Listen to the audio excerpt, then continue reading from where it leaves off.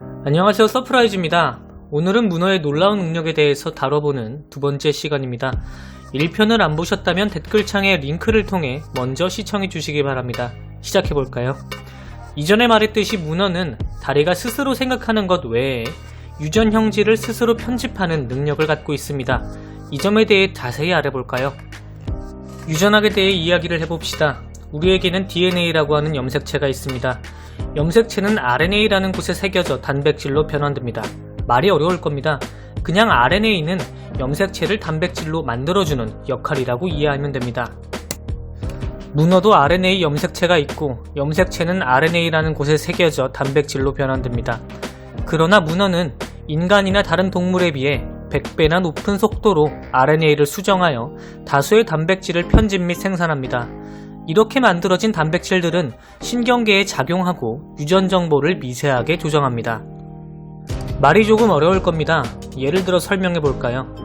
유전자 DNA를 레시피라고 본다면 RNA는 레시피를 바탕으로 주방에서 몸에 필요한 단백질을 만드는 요리사입니다. 그러나 RNA가 항상 DNA 레시피대로 단백질 요리를 만드는 것은 아닙니다. 가끔은 주변 환경에 따라 DNA라는 레시피를 즉흥적으로 활용하여 다양한 단백질을 편집 및 생산하기도 하는데 이 과정을 RNA 편집이라고 부릅니다.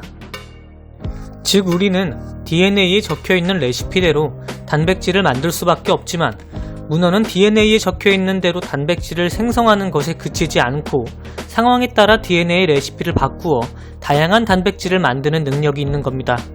RNA 편집을 하게 되면 단백질 적용 방식이 변경되어 인간처럼 긴 시간을 거친 진화 과정을 겪지 않고도 단시간에 유전 형질을 미세하게 조정할 수 있게 됩니다.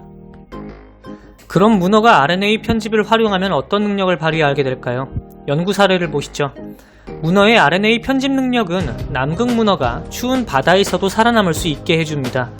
로젠탈 박사 연구진이 사이언스에 기고한 논문에 따르면 남극 문어는 RNA 편집을 통해 신경계 단백질을 낮은 수온에서도 작동할 수 있게 조절한다고 보고되었죠. 문어는 단백질의 형질을 아이언맨의 나노슈트처럼 주변 환경에 따라 순식간에 변화시키는 능력을 갖고 있는 것이죠. 다만 아이언맨은 나노 입자를 통해 이를 가능케 했지만 문어는 RNA 편집이라는 기이한 능력이 있기에 가능했습니다. 이렇듯 RNA 편집 능력은 굉장히 놀랍고 편리한 기능이지만 생물 대부분은 이러한 방법을 택하지 않습니다. 방식도 어렵고 문제가 생길 여지가 많기 때문입니다.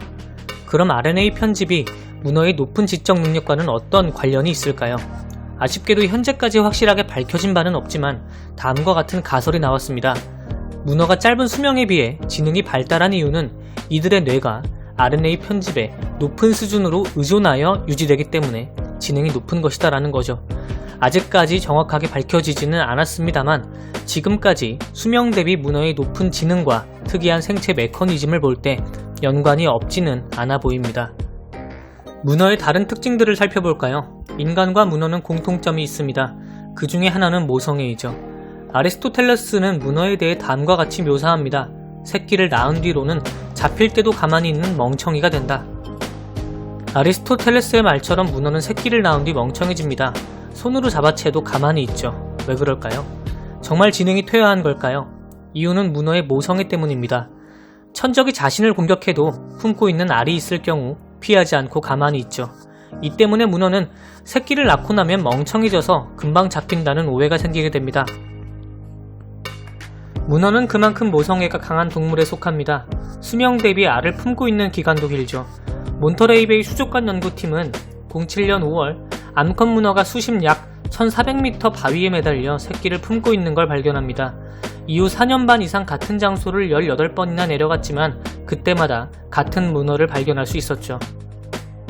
방문할 때마다 새끼 문어가 자라고 있는 것을 볼 수 있었지만 시간이 지날수록 어미 문어는 마르고 피부색이 바래갔습니다.